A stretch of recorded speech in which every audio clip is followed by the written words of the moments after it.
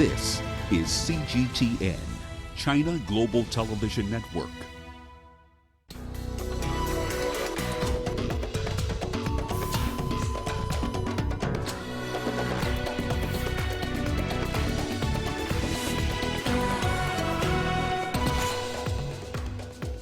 Investigations underway in Ethiopia as an orchestrated coup attempt leaves at least 3 senior government officials dead. Sudanese protesters accept Ethiopia's proposal for a political transition. And special forces from Egypt and Togo conclude a joint counter-terrorism military exercise. Hello and a warm welcome to Africa Live on CGTN. I'm Lindy Mtongana in Nairobi. Also coming up on the program, we see how a culinary center in Cote d'Ivoire is helping to reintegrate migrant returnees in the country. And in sports, Group C action ahead at the Africa Cup of Nations as Algeria face Kenya. But we start the program with the latest from Ethiopia. A crackdown to apprehend more suspects behind Saturday's failed coup attempt is currently underway. So far, a bodyguard suspected of shooting dead the country's military chief of staff is in custody. General Siara Mekonnen and the president of the northern state of Amhara, Ambachu Mekonnen, together with his advisor, were killed on Saturday. According to the Prime Minister's spokesperson, the two were killed in separate but related attacks. State Security Chief General Asim Nutsige has been named as the mastermind of the failed coup. In parallel to this, with a difference of few hours, the Chief of Staff of the Army, General Siara Mekonnen, along with his friend, a retired Major General Gezai Abera, both lost their lives in an organized and coordinated attack by the bodyguard. Well, why is Amhara so important? Now, it is the homeland of the Amhara ethnic group. It is also the country's second most populous region and has thus given Ethiopia its state language, Amharic. It is located next to the border with Sudan. Ethiopia's largest inland body of water, Lake Tana, which is the source of the Blue Nile, is located within the region. Violence between the Amhara and Gumuz ethnic groups left dozens of people dead last month in the region and neighboring Benishangul Gumuz. The Amhara state government is run by the Amhara Democratic Party. It is one of the 4 ruling parties that constitute the ruling coalition in Ethiopia. Well, let's get to the very latest now on this incident. We're joined from Addis Ababa by CGTN's Girum Chala. Girum, of course, we understand now that investigations are underway. What is the latest information coming out and what's the current situation in the Amhara region? Lindy, let's just begin from the current situation because that's what matters for most people who have families and friends in this country. In this capital, Addis Ababa, situations are calm. There is no stressing situation. People are leading their day-to-day lives. It's a Sunday. There's no lot of traffic in the country. And people are actually out tonight just to walk or drive around. In the Amhara regional state, according to the state media, and also people we have around, they told us that the Bahar Dar, the capital city of the Amhara regional state, is calm. There was an overnight operation to clear the situation in that part of the country, and then gunmen were also arrested, and some are still being chased. On the other hand, as you've said, investigations are underway.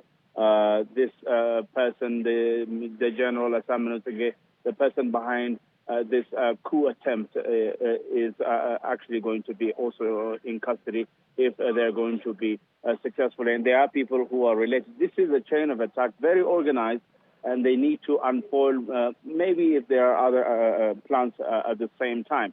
We have heard from a government source that Ethiopia is going to be in a state of mourn on Monday. There is going to be a national mourn for the people who are being killed, the chief of staff, the Amhara regional state president, and his advisor. So these are the general latest information that we have for you, Lindy. Kirum, of course, this attack, it seems to underlie to some extent the fragile nature of Prime Minister Abiy Ahmed's national government. We know, of course, he's promised free and fair elections next year. But how possible will this be, given the prevailing volatile political situation? Well, the election was debatable in the first place, let alone now that things are going out of control in this regard, the coup attempt in the Amhara regional state election, according to participant political parties.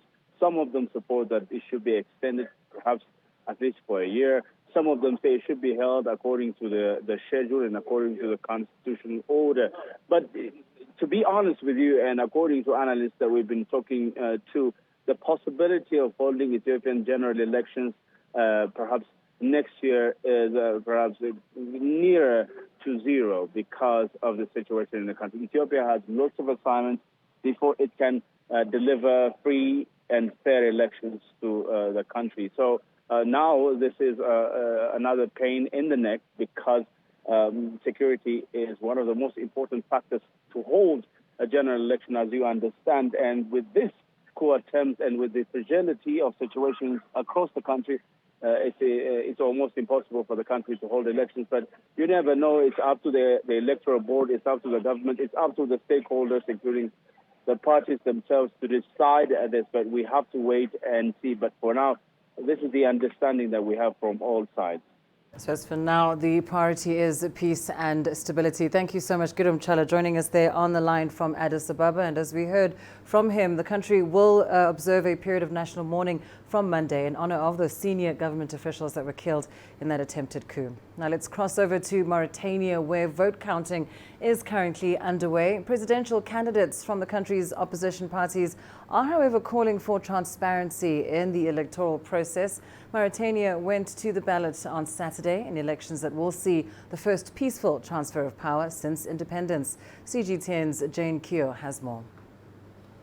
This election is the first in Mauritania's history since the country gained its independence from France in 1960. And as the counting of the ballots continues, opposition parties hope that the outcome will be free and fair. We continue to hope, and we are working to participate in these elections, and we wish for them to be transparent, honest, and they are not sullied by vice. Civil society organizations have expressed satisfaction with the process so far. Compared to the information we received both in Nouakchott and across the country, because we cover all 15 regions, everything went well overall. Anyway, as we speak, because we are at the halfway point, it's around noon. In any case, we have not yet been informed of any deviation from what was planned. Security has been a point of concern for the country. While Mauritania has been spared attacks by jihadist militants linked to Al-Qaeda and the Islamic State that have devastated other countries in the West Africa Sahel region, the country remains vigilant. I think there are no longer any attacks against foreigners in Mauritania because of the pact President Aziz made with the terrorists. The pact gives a free hand to the terrorism ideologues in Mauritania to make their own laws. President Mohamed Ould Abdel Aziz is stepping down at the end of his mandate. The end of his tenure has allowed the country to hold its first democratic handover of power since independence. If no candidate receives more than 50% of the vote, the election will go to a second round next month. Jin Kyo, CGTN. Let's bring you the latest from Sudan now. Protest leaders say they've accepted Ethiopia's proposal for a civilian-majority transitional governing body. The compromise blueprint suggests the creation of a 15-member body comprised of 8 civilians and 7 members of the military. The ruling military council, though, has yet to declare its position on Ethiopia's proposal. We accepted the proposal that was presented by the mediator, which covers all the bases of the transition period and the need to establish an acceptable and adequate atmosphere to restart the political process. Now, Sudan has been racked by tensions between protest leaders and the military. The situation was exacerbated on June 3rd after a massive crackdown on demonstrators in Khartoum left at least 60 people dead. On Saturday, a group of young protesters took to the streets in the city of Omdurman. They say they'll keep demonstrating until justice is served for those who were killed in that Khartoum crackdown. Witnesses say protesters have set tires on fire in some streets in the city.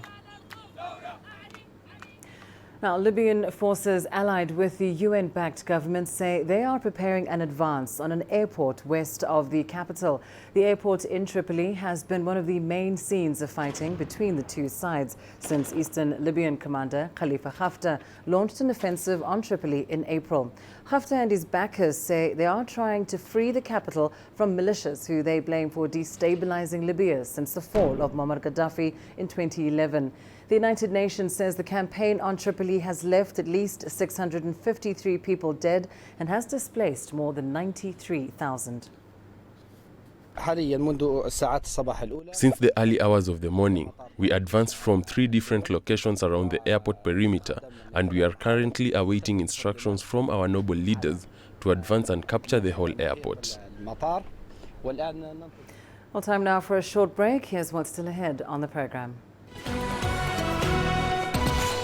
Special forces from Egypt and Togo conclude a joint counter-terrorism military exercise.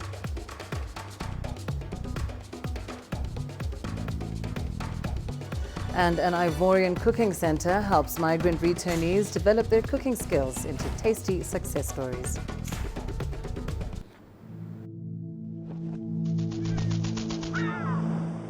How will your world change today? What happens here? What happens there? Or what you make happen for yourself? If it matters to you, it matters to us too. Your stories are the stories that need to be told. Africa Live. Find your voice.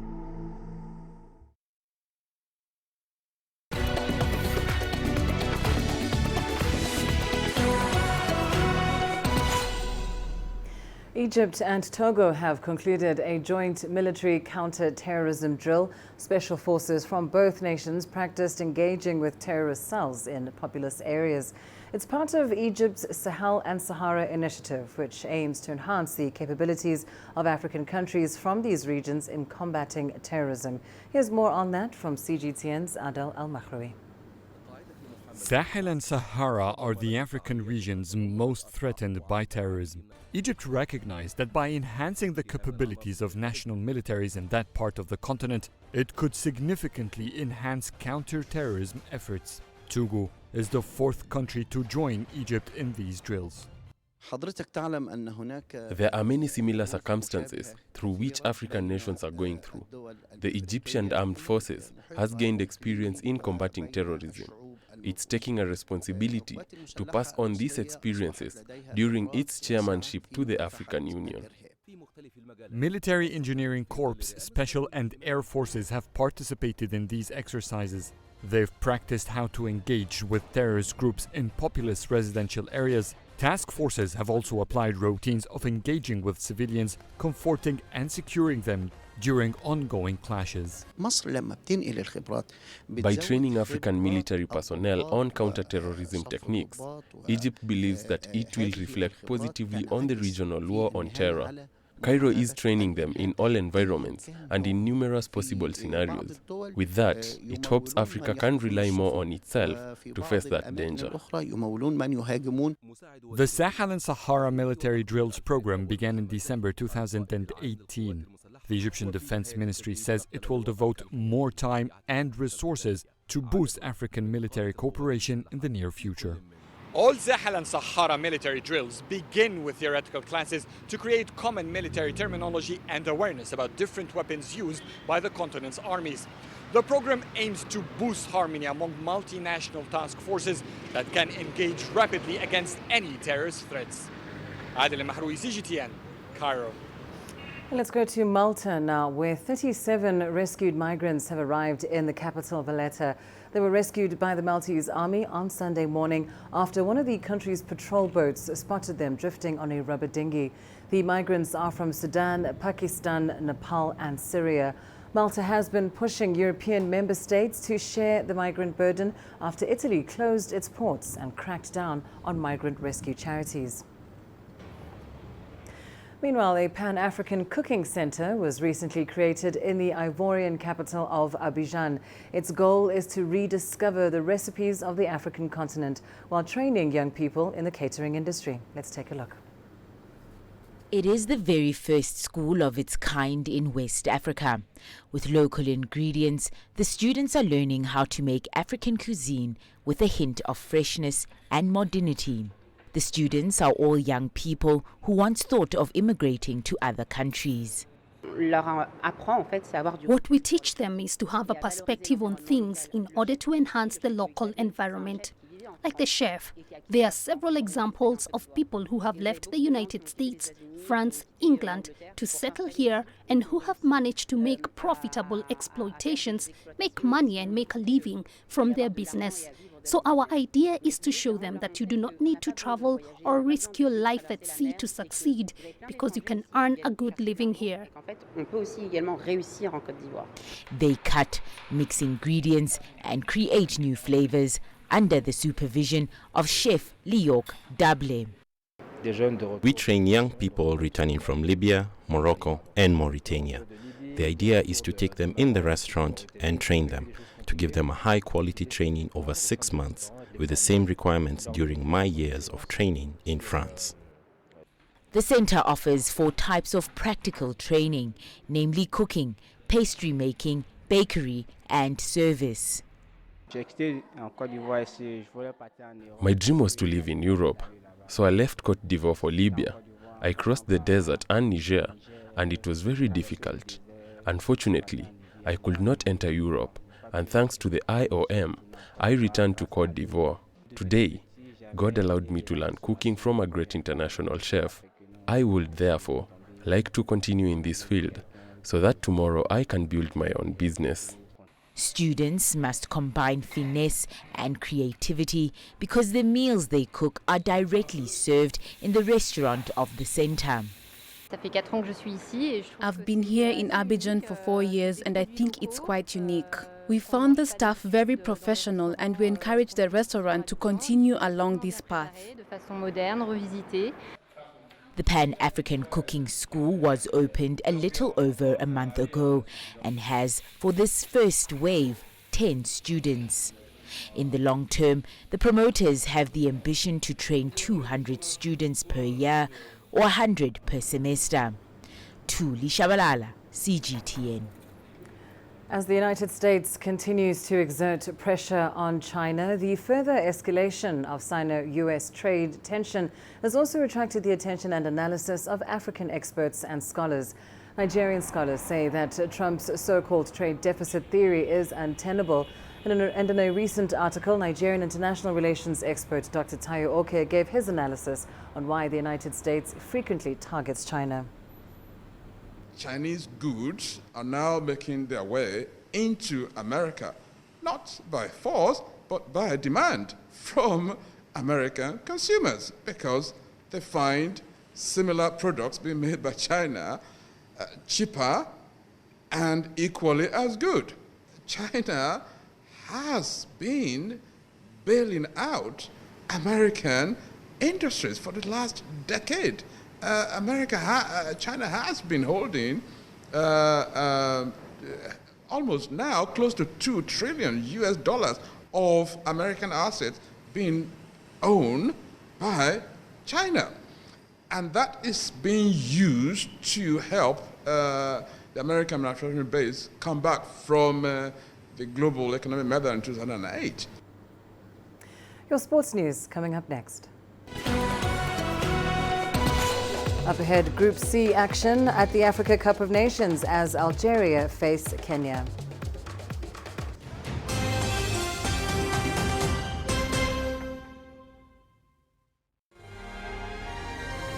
The greatest journeys, the greatest sights, the greatest adventures. Here in Counter, this weir allows the locals to walk on water. We're far more than just TV news. We're your passport to the wonders of Africa. To bring you stories of struggle, survival and hope.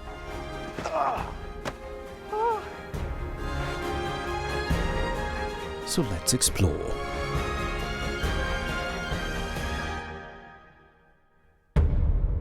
CGTN. See the difference.